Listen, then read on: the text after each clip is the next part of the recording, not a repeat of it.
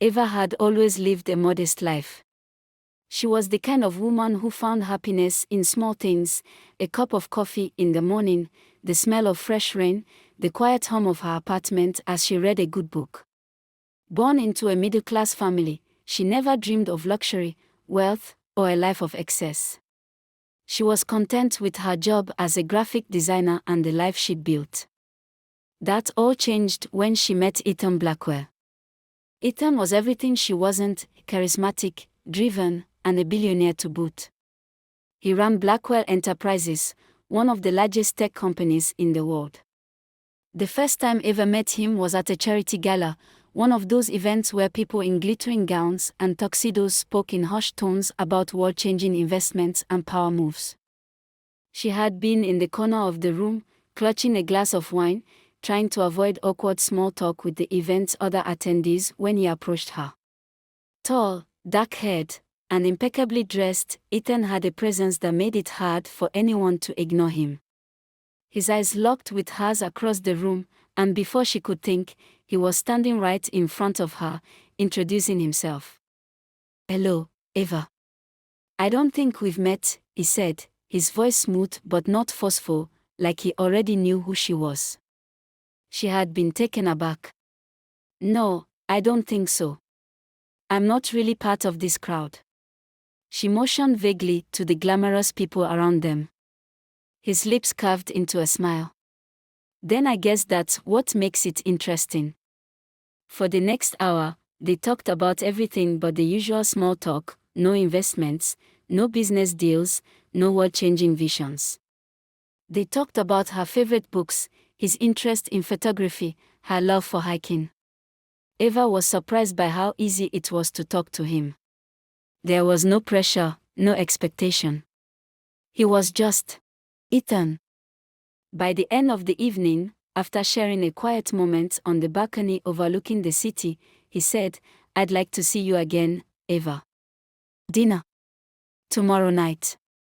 She hesitated. "You're a billionaire. Why would someone like you want to go to dinner with me?" Ethan's expression softened. "Because I'm not looking for a perfect match based on status or wealth. I'm looking for someone who can make me feel alive in ways I haven't in a long time." And with that, she agreed. The next few months were a whirlwind. Ethan was persistent, sweeping her off her feet with romantic dinners, spontaneous weekend getaways, and thoughtful gestures that made her feel like she was the center of his world. His world, however, was far from simple. He was constantly surrounded by people who wanted something from him: investors, board members, employees, and it became clear that his life was one of constant pressure. Eva found herself caught between the quiet simplicity of her own life and the dizzying pace of Ethan's world. He never pushed her to be anything other than herself, but the more time they spent together, the more she felt like a fish out of water. His mansions, private jets, and lavish events made her feel small, out of place. Yet, he never seemed to notice. He treated her like she was the most important person in the room, making every moment together feel significant. One evening, during a quiet dinner at one of his penthouses overlooking the skyline, he reached across the table and took her hand. "Eva, I want you to know something. You don't need to change for me. I fell in love with you because of who you are, not because of what you have." His words made her heart flutter, and for a moment, the world around her seemed to disappear. But as much as she wanted to believe him, doubt lingered. Could this life, his life, ever truly be hers? Would she always be just a visitor in a world so different from her own? It was 1 year later, on a private beach in the Maldives, when Ethan took her by surprise again. They had spent the day snorkeling, walking along the shore, and watching the sun set over the horizon. As the sky turned from orange to purple, Ethan turned to her with an expression she hadn't seen before: serious, but filled with warmth. "Eva," he said, kneeling in the sand, his eyes locked on hers. "You've completely transformed my life in a way I didn't know was possible. Every day with you is a gift. Will you marry me?" For a moment, everything stopped. She looked at the man before her, the billionaire who had everything yet wanted her, and realized that this life, no matter how different, was one she could embrace. Not because of the wealth or the luxury, but because of the love they shared. She had never felt more alive. Yes, she whispered, the word escaping her lips like the most natural thing in the world.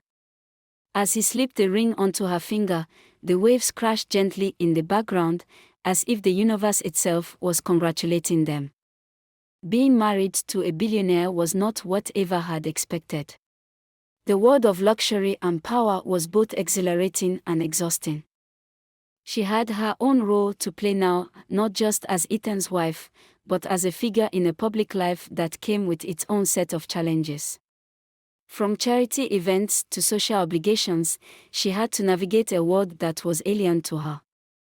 But through it all, she found solace in Ethan. He was her anchor.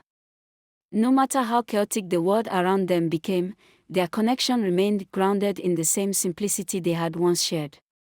They found quiet moments together, late-night conversations, walks in the park, or sitting by the fire, enjoying each other's company. Eva knew that marrying Ethan had changed her life in ways she could never have imagined. But the one thing she had learned was that wealth and power, while dazzling, were not the keys to happiness. The love they shared, the kind of love that could thrive in both silence and noise, was the true treasure. And in the end, that was all she really needed.